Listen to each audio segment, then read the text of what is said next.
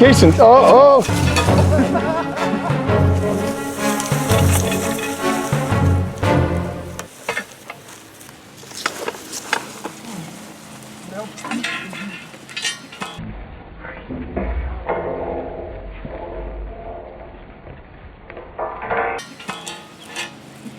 It was almost cool.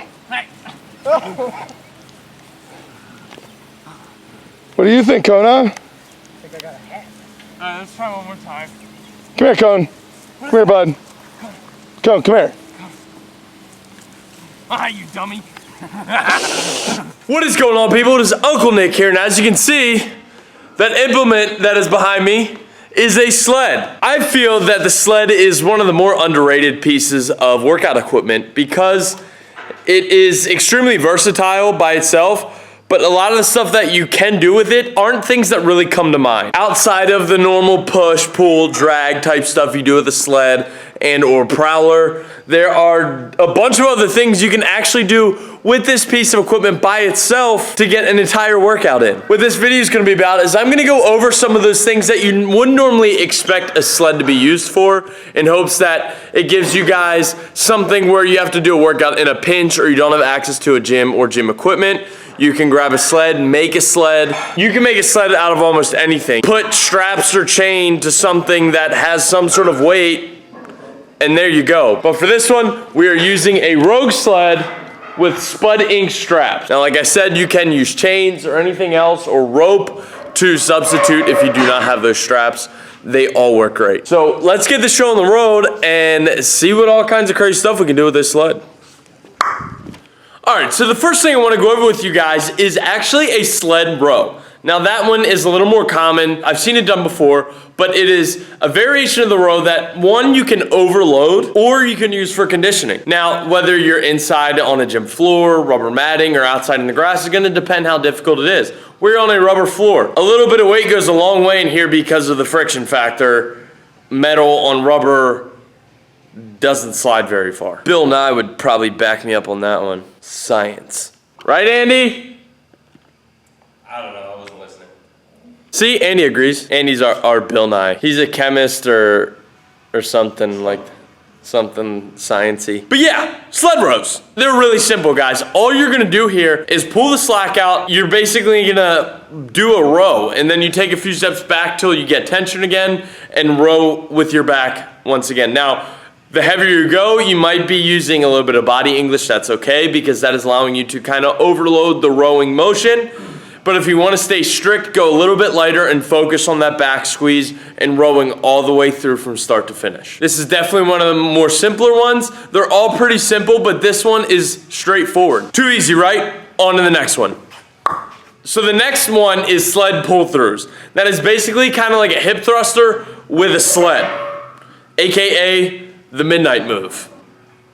Think of like the motion you're doing with a kettlebell swing or a stone load, anything of that nature. That's basically what you're gonna be doing with your hips. You're building that glute strength to get that lockout motion on a deadlift, to get a stone loaded over bar or up onto a platform. That's what we're trying to build here. But all you're gonna do is stand about shoulder width apart, similar to where you'd be on a kettlebell swing. You are going to walk out until it pulls your elbows just about between your knees. So what you're gonna do from there, your arms should be pretty much up against your groin. You're gonna have a tight back, tight core, and you're gonna fire your hips through to drag that sled. Now, it's not gonna go very far because it is not a big range of motion. So you can get a lot of reps in this way, and you can go really heavy. Your glutes, your legs, and your hamstrings, they are really strong groups of muscles. So do not be afraid to go heavy here because you're gonna have to. That's literally it. You're firing your hips through and standing up in that locked out position with your hands directly down in front of you, still on the straps or chains. You should be basically in a deadlift lockout position, but your feet are gonna be a little bit wider. And it is pretty straightforward. You fire your hips through, take a few steps forward, bring your elbows back to the inside of your knees just about, inner thigh area, and then bring your hips back forward again. It is another straightforward movement with a straightforward implement. So let's keep on rolling to the next exercise. So the next one seems like an unlikely candidate. It is an upper body exercise, to be more specific, the triceps. It is a tricep extension. You're thinking, how do I do a tricep extension with a sled? Well, coincidentally, that's what this part of the video is about. Read your mind.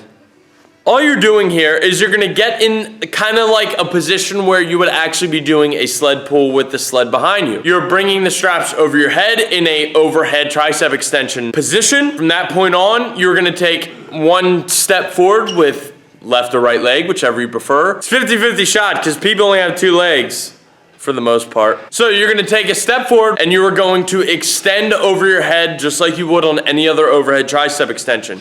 Now, once you're locked out, the sled has moved forward, so that means you're gonna take another step with the other leg till you pull the slack out of the line and do another tricep extension. Each step is a rep. You pull the slack out with a step, hit the tricep extension. Step with the other leg, tricep extension. You're starting to see a pattern here because all these are pretty straightforward. There's nothing complicated about this, I promise. I mean, who would have thought you could do tricep workouts with a sled? Learn something new every day, right? That's why you guys keep watching my channel. On to the next one. It is another upper body exercise. What this one is going to be a chest workout. We're working the taters, people, and that is going to be a fly. Now, depending on the length of the rope or chain you have will depend on where you can do your flies at. Ours are relatively short, so it is going to be a lower fly, kind of in an upward motion. So that is the way I'm going to have to do it, but you will definitely feel it in your chest, and you're going to do the same thing. Each step is a rep, just like with the overhead tricep extensions. Take a step, do a fly. Take another step, do another fly. Same exact thing with the triceps, but you're doing chest flies. Too easy, right? I thought so. Now, for a third upper body movement, we are going to do a press, like an overhead press or an incline bench press. It's probably more of an incline. You're gonna keep that same rhythm. You're gonna step and press. What you're gonna try to do is press out over your head in the same way you would on a incline or some sort of overhead press. That is the direction you're aiming for. Now, like I said, it's all gonna depend on the length of what you're using to pull the sled with, whether it be chain or rope. That is gonna mitigate how much angle you can get out of the motion you're trying to do. I'm kind of restricted to an incline with the straps I'm using, so that's what I'm gonna go with. But all I'm gonna do, I'm gonna set up in that nice athletic stance with my back to the sled. I'm gonna start in the low position. I'm gonna take one step forward with my left or right leg, and now I'm gonna be kind of bent over, and I'm going to drive straight out in front of me, and that will put me in that incline position.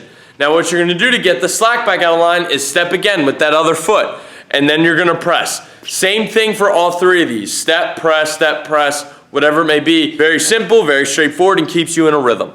All right, so this next one is similar to a sled row, but what it actually is a little bit different, and it is a face pull. So you're hitting a little more of the upper back, the rear delts, traps, rhomboids, that kind of stuff. So all you're gonna do that's different from the row, you're gonna have the same exact starting position, but you're gonna pull those elbows high and try and spread those straps apart across your face. Now the main factor here is trying to keep those elbows high. Shortening up the straps may help with that because it will allow you to get more of that spreading motion, to get more of the pull through that than versus pulling directly back. I would recommend shortening up your straps a little bit, pulling a little bit of the slack out and starting from there because the actual spread itself will be a little bit more significant with the shorter straps. On to the next one.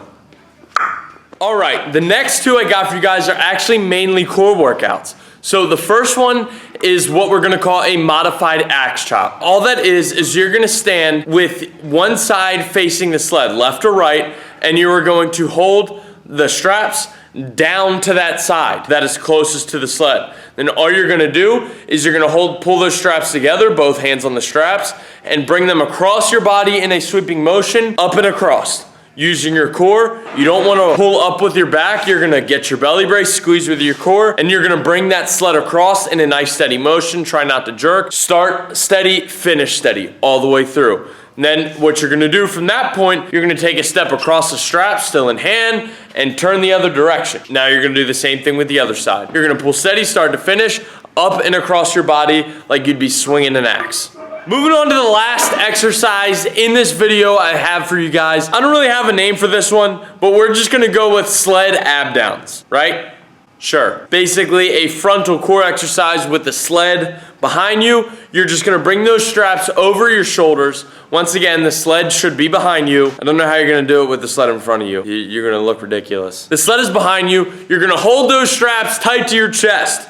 What you're gonna do from there is you're gonna squeeze your core, push your butt back, and fire down with your core. That's all you're doing. If you try and go as heavy as possible, you're gonna have to get your body weight into it a little bit so the sled doesn't pull you back on your heels and you keep driving your chest down to the ground with your core. Once again, another pretty straightforward workout with this. Now, you can take this out one day and go through all of these and basically get a full body workout with just the sled, between normal sled drags, normal sled pulls, lunges, stuff of that nature, and everything we just went over. You guys now have a full body workout with just a sled. I promise you, most time you have the means, you just have to want it bad enough and make it happen. There you go. There is 8 exercises outside of the normal stuff you get with a sled that you can now make an actual full body workout with. So I hope this stuff helps you guys.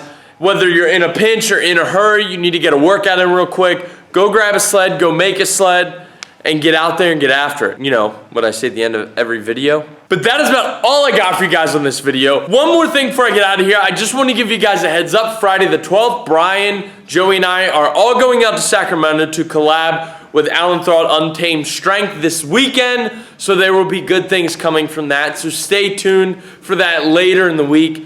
But as of right now, that is all I got for you guys. So until the next time, you guys know what the deal is. Get out there, get after it, and embrace the suck. You stand and look, and then you do the abs. Don't they pull it off like this? Yes. I can't do that. Well, you got to practice, or else you aren't going to. Hold on, don't. Okay, I'm not. You aren't even in video.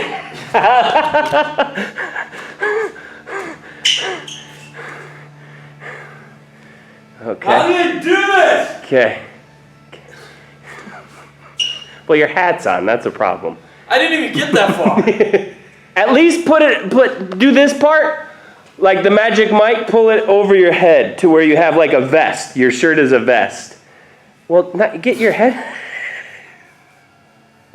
Yep, nailed it. Put your hat back on. Okay, now go. Okay, totally different than what I was expected, but